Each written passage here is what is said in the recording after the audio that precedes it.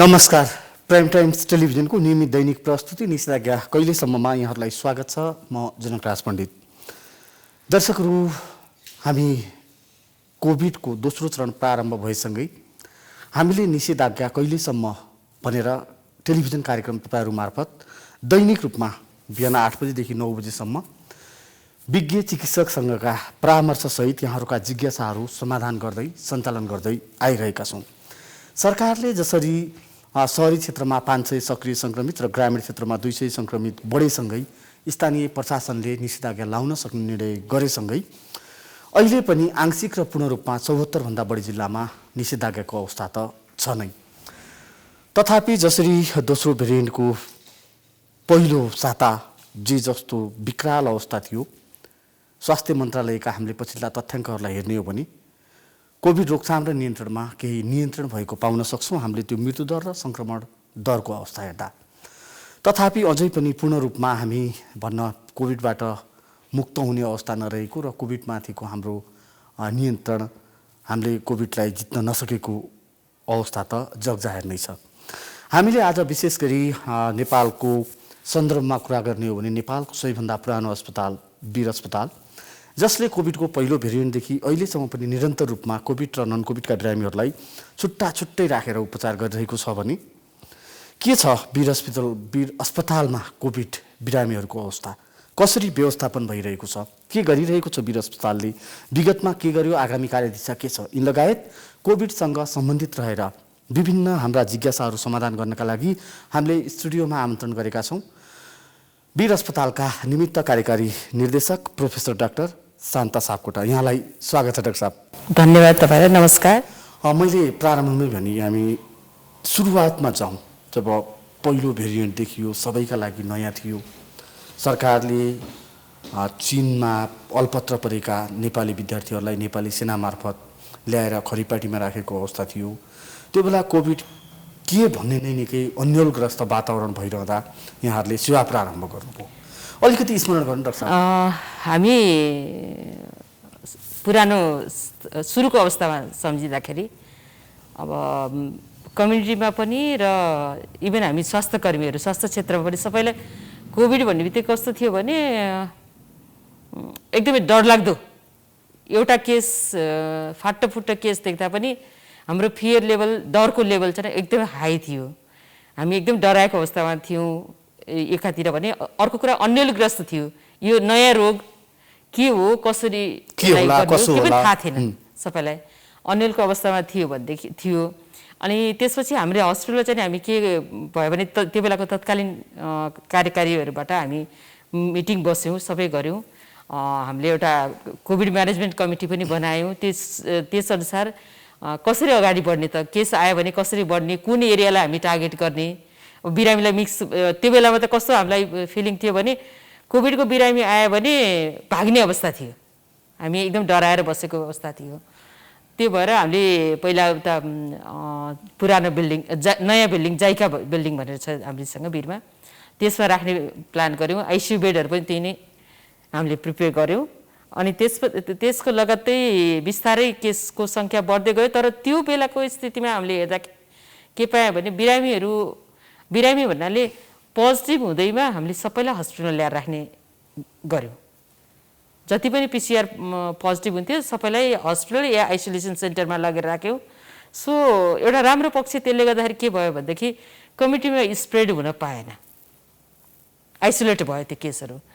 तर त्यो बेलामा सिरियस भएर आइसियुमा नै जानुपर्ने र मोर्टालिटी भनेर पनि एज सच कोभिड रिलेटेड भएर चाहिँ धेरै कम भयो, न्यून नै थियो। डाक्टर साहब हामी निरन्तर अनि त्यसपछि गएर के भयो भने बिस्तारै त्यो बेला पनि केही नम्बरहरू त बढ्यो, बिस्तारै फेज आउट भयो, त्यो फेज हराएर गयो।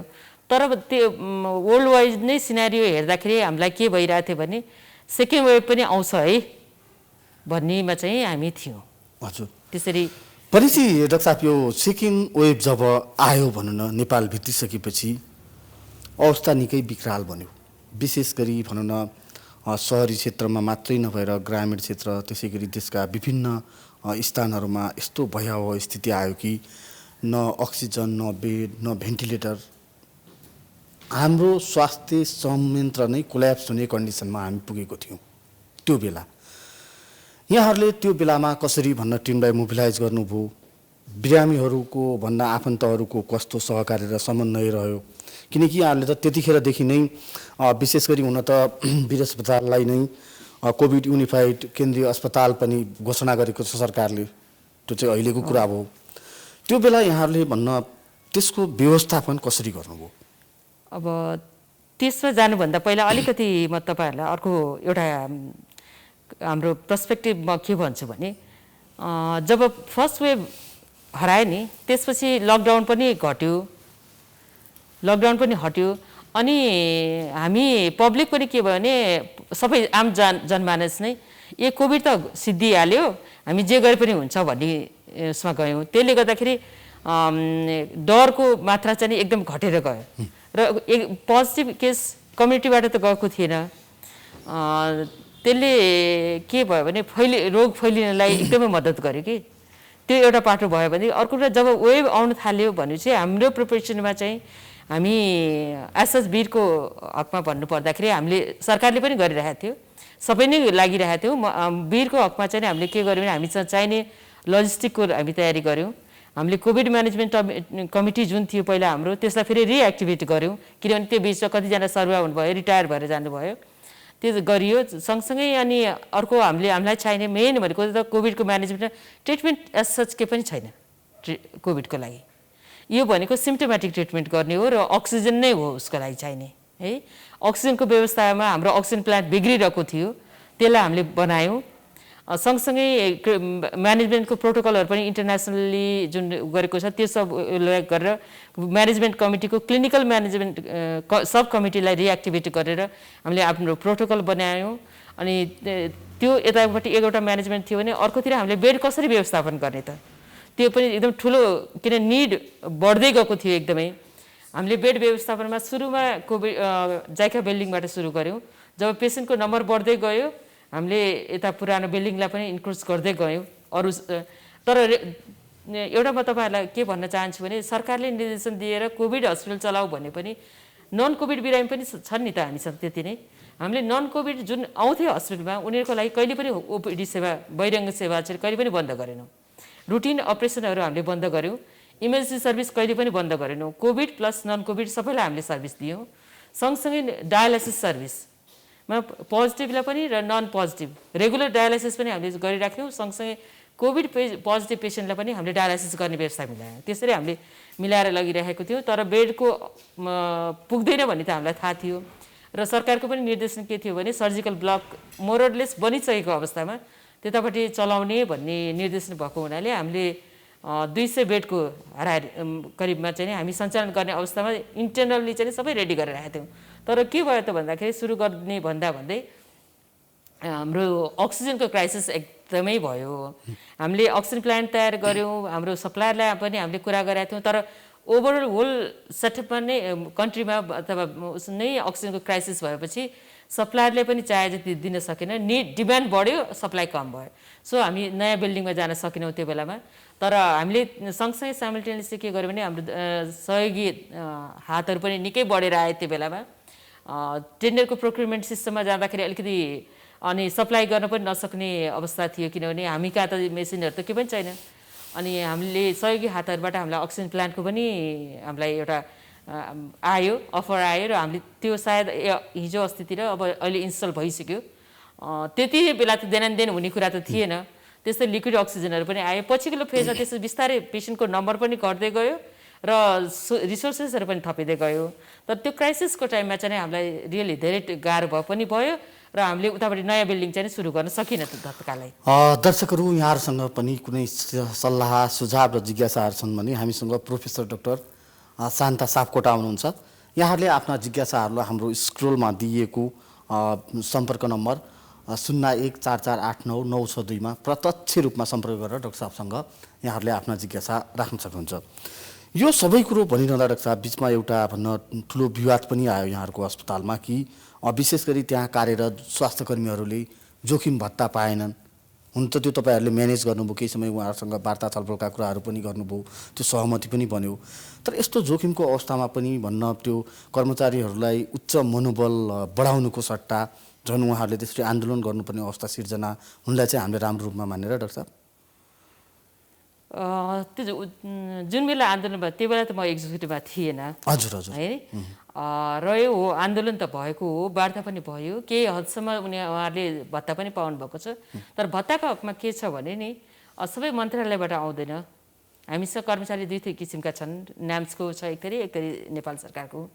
नेपाल सरकारको पनि नेपाल सरकारले के भनेको छ भने कोभिडमा इन्भल्भ हुनेलाई मात्रै दिने भन्ने कुरा छ। तर हस्पिटलमा एसच हेर्ने हो भने म आफू पर्सनली जब एक्जिक्युटिभमा बस्थेँ मैले के देखेँ भने एक थरी ग्रुप छ डाइरेक्टली पेसेन्टसँग नै कन्ट्याक्टमा आउनुहुन्छ, तर त्यसको बिहाइन्ड द सिन पनि काम गर्ने कर्मचारीहरू त थुप्रो छन् नि। कोभिडको म्यानेजमेन्टमा आफ्नो घर परिवार छोडेर त्यहाँ आएर काम गरेर चाहिँ उनीहरूलाई नगरेको डाक्टर साहब हामी यो प्रसङ्ग जोड्नेछौँ। तर कोही दर्शक हुनुहुन्छ, एकचोटि दर्शकसँग हेलो हेलो हजुर, यहाँलाई स्वागत छ प्राइम टेलिभिजनमा। कहाँबाट को बोल्दै हुनुहुन्छ? म यहाँ पूर्व सुनसरी जिल्लाबाट दिनबन्धु बोल्दैछु। हजुर, यहाँको जिज्ञासा डाक्टर साहबसँग राख्नुहोस् है। यो कोरोनामा ज्वरो आउने अनिवार्य छ कि छैन? ज्वरो नआएको हुनाले कोरोना छैन भन्न सकिन्छ कि सकिँदैन, अथवा ज्वरो नआएर पनि कोरोना हुन सक्छ कि सक्दैन? हजुर हस्, यहाँको जिज्ञासाको लागि धेरै धेरै धन्यवाद डाक्टर साहब। मैले कोभिडसँगै यहाँको ज्वरो आउनै पर्छ भन्ने जरुरी छैन।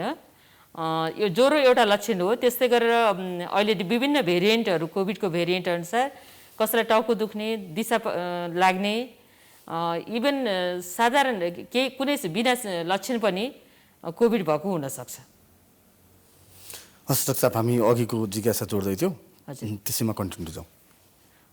जुन भन्न यो स्वास्थ्य कर्मीहरूको जोखिम भत्ताका सन्दर्भमा हामी जिज्ञासा थियो हाम्रो। हजुर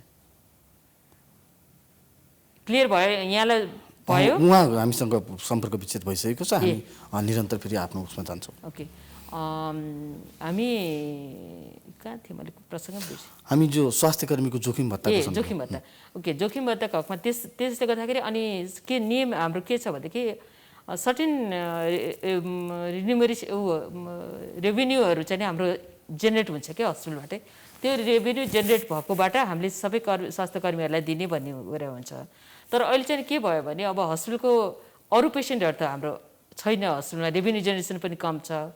अनि अर्को कुरा चाहिँ के छ भने अब कोभिड पेसेन्टहरूको त खालि लिमिटेड फ्री नै ट्रिटमेन्ट पाउँछन् उनीहरूले त हस्पिटलमा आएर, त्यसको रिइम्बर्स हस्पिटल स्वास्थ्य मन्त्रालयबाट हुन्छ।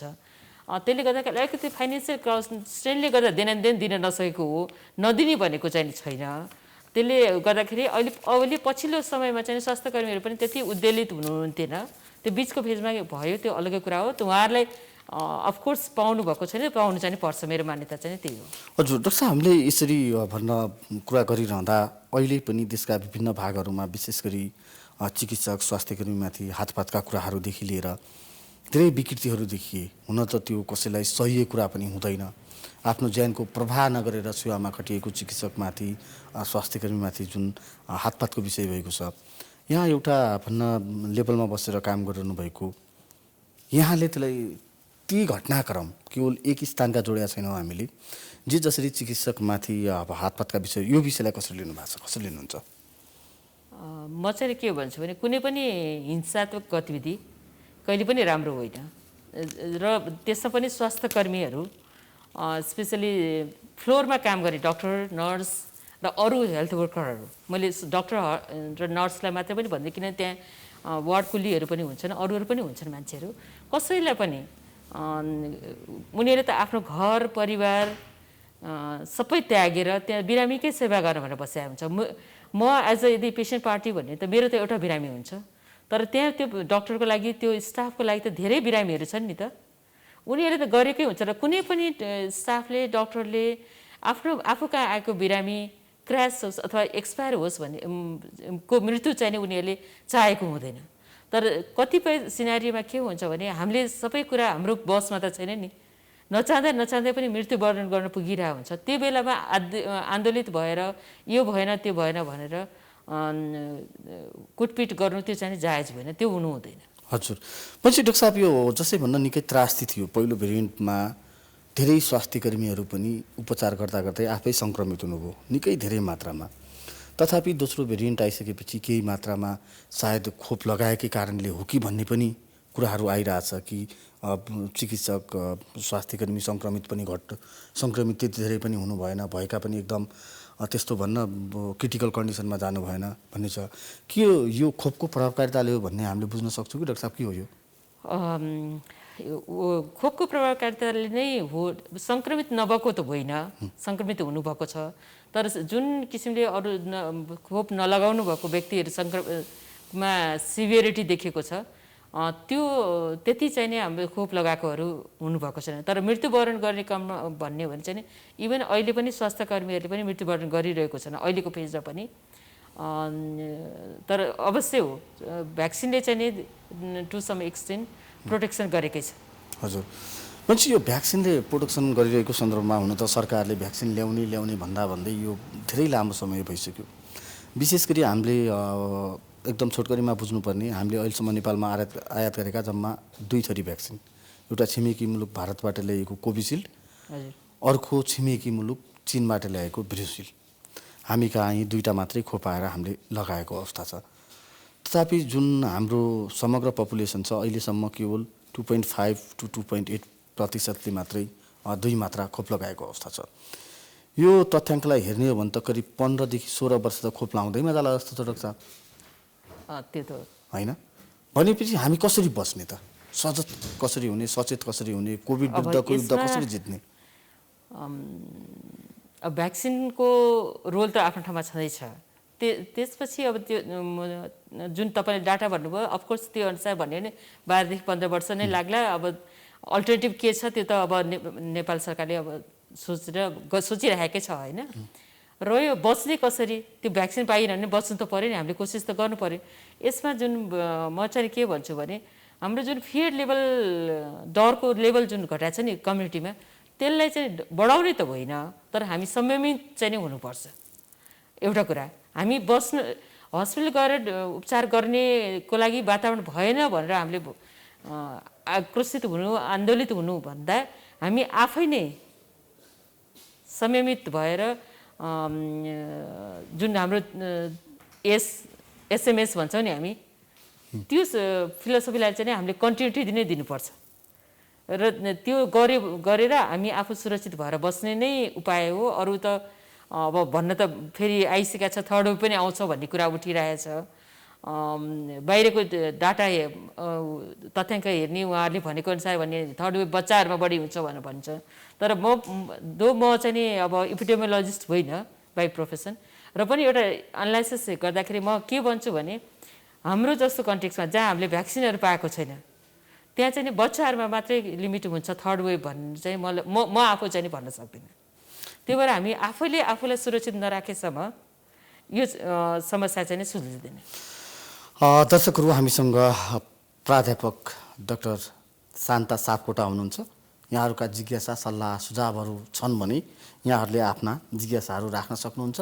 कार्यक्रम निषेधाज्ञा कहिलेसम्ममा अहिले बेला भएको छ छोटो विश्रामको। विश्रामपछि हामी फेरि उपस्थित हुनेछौँ। यहाँहरूका आफ्ना जिज्ञासाहरू यहाँहरूले हाम्रो स्क्रिनमा दिएको नम्बरमा राख्न सक्नुहुन्छ। अहिले भने लिउँ छोटो विश्राम। Doctor साहबको ED मिलाउ।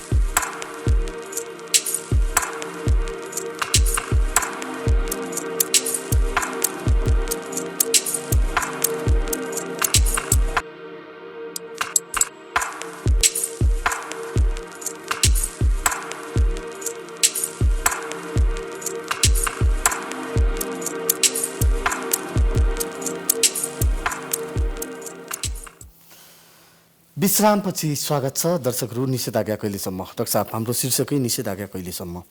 के यो निषेधाज्ञा कोभिडको रोकथामका लागि उपयुक्त भएको छ नेपालको परिप्रेक्ष्यमा?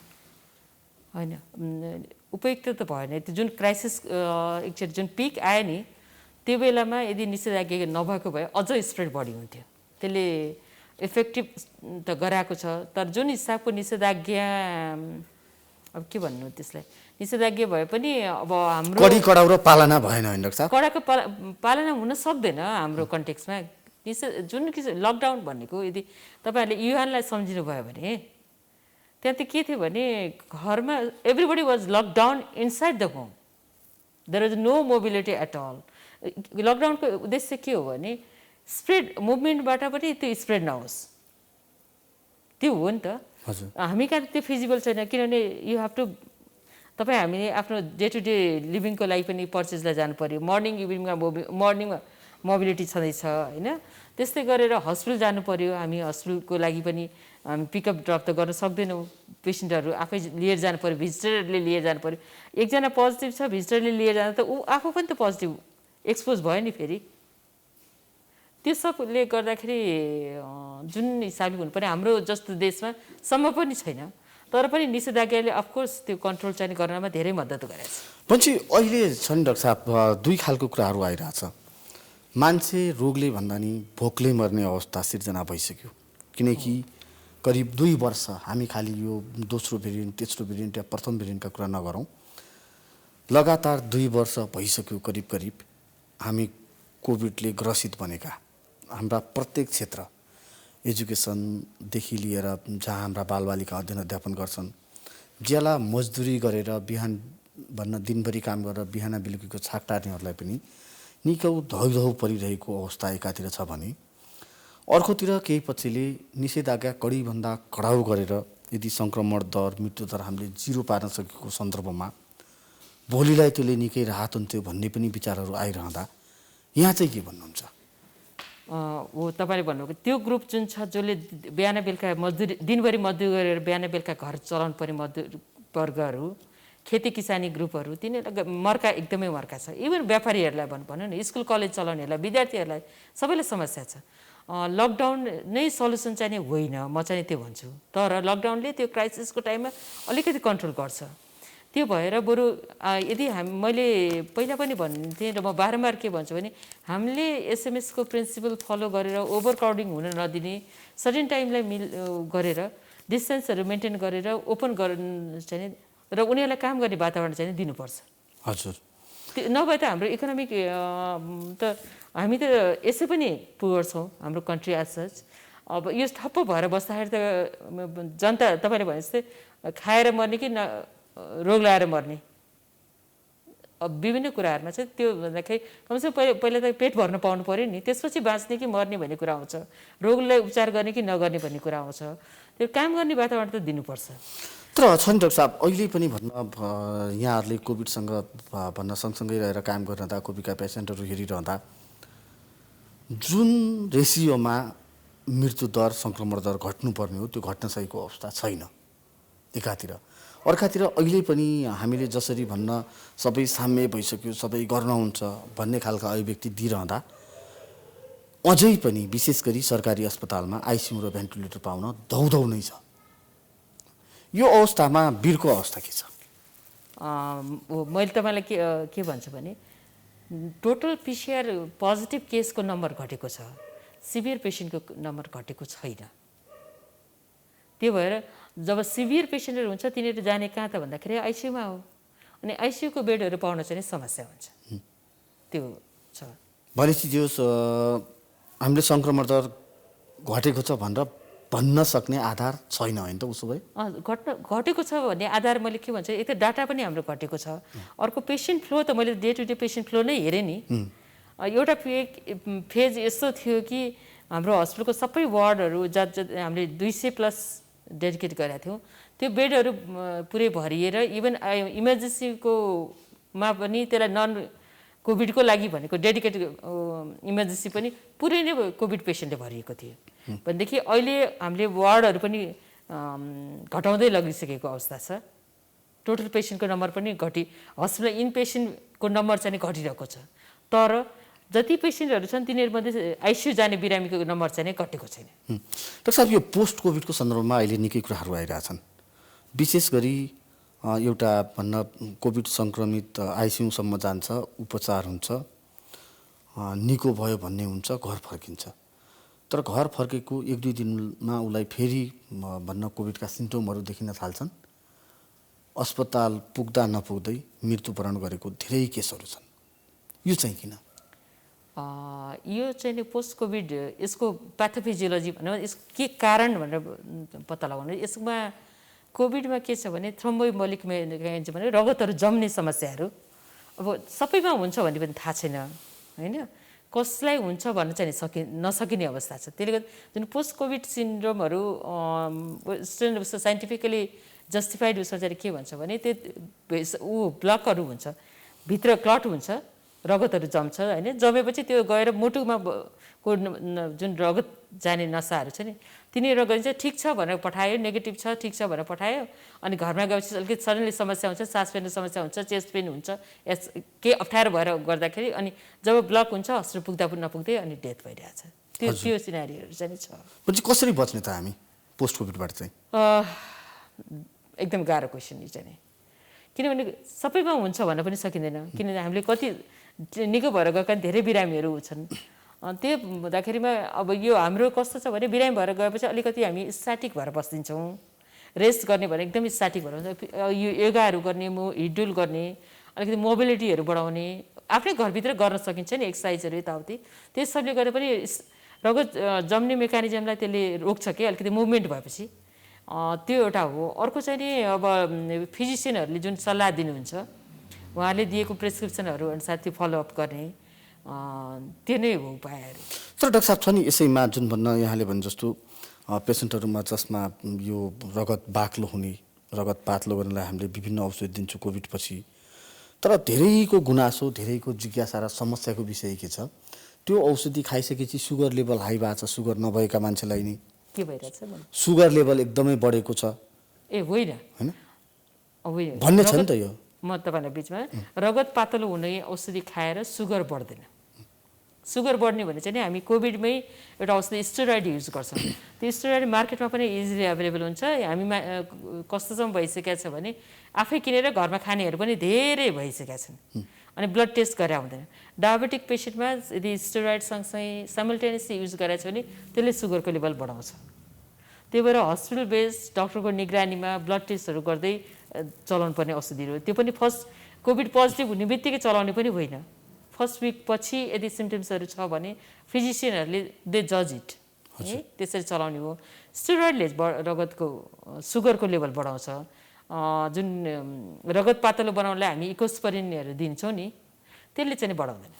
भन्छ डाक्टर साहब यो नयाँ नयाँ किसिमले फैलिरहेको छ, कहिले कुन भेरिएन्टमा कहिले कुन भेरिएन्टमा, फेरि हाम्रीमा नयाँ नयाँ कप्पा भेरिएन्टदेखि लिएर डेल्टा बी प्लस लगायतका नयाँ नयाँ भेरिएन्ट पुष्टि भएको समाचार हामीले पढिरहँदा अब के आउँछ कस्तो आउँछ भन्ने अन्यलता त एकातिर छ नै, अर्कोतिर प्राकृतिक विपत्तिको पनि हामी शिकार भइरहेका छौँ। बाढी पहिरो लगायत जति पनि प्राकृतिक विपत्तिहरू आएका छन् त्यसले गर्दाखेरि मैले मेरो ज्यान जोगाउने कि मैले मास्क जोगाउने, अस्ति एकजना दर्शकले गर्नुभयो जिज्ञासा डाक्टर साहब। भने यो अवस्थामा हामी कसरी अब कोभिड मैत्री या कोभिड सँगसँगै भएर अघि बढ्नुको त विकल्प छ र डाक्टर साहब? छैन, विकल्प त के पनि छैन, किनभने कोभिडलाई पनि हामीले कन्ट्रोलमा ल्याउन सकेको छैन। प्राकृतिक विपत्तिलाई पनि हामीले रोक्न सक्दैनौँ। त्यस्तो अवस्थामा अब अहिले भनौँ यो मेलम्ची सिन्धुपाल्चोकको जुन विपत्ति भयो त्यहाँ सबैलाई ल्याएर हामीले एउटा हलमा राखेका छौँ, एउटा उसमा राखेका छौँ। एकातिर भन्छौँ हामी डिस्टेन्स मेन्टेन गर, एसएमएस मेन्टेन गर भन्छौँ, अर्को त्यहाँ उनीहरूलाई त बस्ने ठाउँ पनि छैन, खाने बस्ने सबै त्यो भिड लगाएर बस्नु परेछ भनेदेखि त्यसमा अप्ठ्यारो त छ नै है। अब उनीहरूलाई तपाईँले हामीले कसरी भन्ने मास्क किनेर लगाऊ भने उनीहरू त खानालाई पाइरहेको छैन, त्यो अवस्थामा मास्क कहाँबाट लगाउने, साबुन पानी कहाँबाट पाउने उनीहरूले हात धुनलाई? एकदम कन्ट्रोभर्सियल कुराहरू छ कि। त्यही भएर यो दुइटालाई चाहिँ कसरी हुन्छ सकेसम्म म्यानेज गर्दै लिएर जाने हो। तर दुवै नै हाम्रो लागि चाहिँ एकदमै चुनौतीहरू नै हो। मान्छे मैले नयाँ नयाँ भेरिएन्टको जिज्ञासा पनि जोडेको छ डाक्टर साहब। यो भन्न विश्वभर नयाँ नयाँ भेरिएन्ट आइरहेका छन्, नेपालमा पनि नयाँ भेरिएन्ट आइरहँदा जसै नयाँ नयाँ भेरिएन्टहरू कोभिडमा देखिरहेछन् नि, हाम्रोमा पनि देखिरहेछन्। अनि यी नयाँ नयाँ भेरिएन्टले जसै तेस्रो चरणमा आउँदा हामीले तथ्याङ्कलाई हेर्ने हो भने फर्स्ट भेरिएन्ट जुन आयो त्यसले एडल्ट पपुलेसनमा निकै असर गर्यो, विशेष गरी दीर्घरोगी केही औषधि सेवन गरिरहेका मुटु रोगी या लगायत भन्न इन्टरनल अर्गेनका बिरामीहरूलाई। जुन दोस्रो भेरिएन्ट आयो त्यो 20 देखि 45 वर्ष उमेर समूहकालाई निकै प्रभावित गरेको हामीले पायौँ। भन्न करिब मृतकको सङ्ख्या पनि 9,000 कटिसक्यो कोभिडबाटै।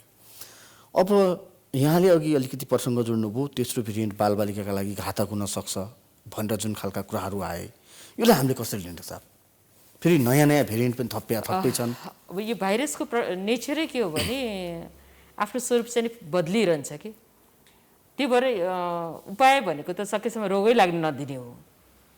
अब कसरी लाग्न नदिने त भन्दाखेरि डिस्टेन्सहरू मेन्टेन गर्ने जुन हामीले भन्छौँ नि सधैँ नै, त्योलाई फलो गर्ने। त्यति उता हुँदै पनि यो भेरिएन्ट अहिले जुन नयाँ भेरिएन्ट आएको छ यसको भेरुलेन्सी भने सर्ने चाहिँ एकदम बढी छ भनेर भनिरहेछ। गाह्रो छ भनेर हामीले छोड्न त मिल्दैन। यसको लागि बच्चाहरूलाई पनि बढी हुन्छ भनेर भनिरहेको पनि छ। थर्ड वेभ बच्चाहरूलाई टार्गेटेड भनेको छ। तर हामी कहाँ आएको जुन नयाँ स्ट्रेन छ नि अहिलेको स्ट्रेन, यो चाहिँ नि बच्चाहरूलाई मात्रै टार्गेटेड होइन, सबैलाई नै छ बढी भिरुलेन्स। त्यो भएर पनि मैले अहिले भनेको तपाईँहरूलाई कि अब आउने वेभ थर्ड वेभमा कुन ग्रुप टार्गेटेड हुन्छ, बाहिरको स्ट्याटिस्टिकले किन वेस्टर्न कन्ट्रीमा त एडल्ट पपुलेसन त सबैले भ्याक्सिन लगाइसकेका छ नि होइन, त्यो भएर टार्गेट ग्रुप भनेको पेडियाट्रिक ग्रुपलाई बनाएको छ। हाम्रोमा त भ्याक्सिनमा हामी ल्याक गरिरहेछौँ। नयाँ नयाँ स्ट्रेन आइरहेको छ। थर्ड वेभले कुन ग्रुपलाई टार्गेट गर्छ म आफू पर्सनली चाहिँ नि यसै भन्न चाहिँ सक्दिनँ मैले। अब यो बाटोलाई चाहिँ मैले इपिडेमियोलोजिस्टहरू जुन हाम्रो हुनुहुन्छ नि उहाँहरूले डिफाइन गर्नुहुन्छ होला, मैले चाहिँ एज सच भन्न सक्दिनँ। भनेपछि डाक्टर साहब हामी अन्त्यतिर पनि आइसकेका छौँ कार्यक्रमको। यो विशेष गरी भन्न कोभिड भइसकेपछि यो चिकित्सक पछि फरक भन्न प्रेसक्रिप्सनहरू हुन्छ।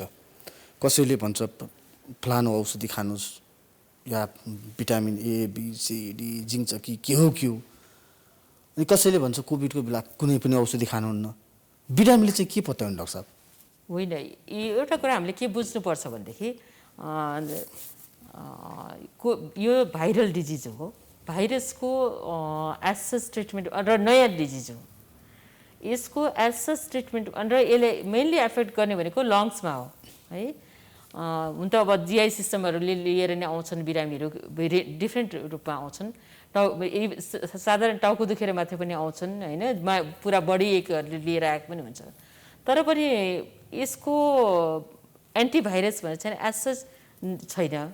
रेमडेसिभिर हामीले जुन सुरुमा एकदमै रामबाण जस्तो सोच्यौँ त्यो पनि डब्लुएचओले इट्स नट द्याट इफेक्टिभ भनेर भनिसकेको छ। त्यो अवस्थामा के छ भन्नुहुन्छ भने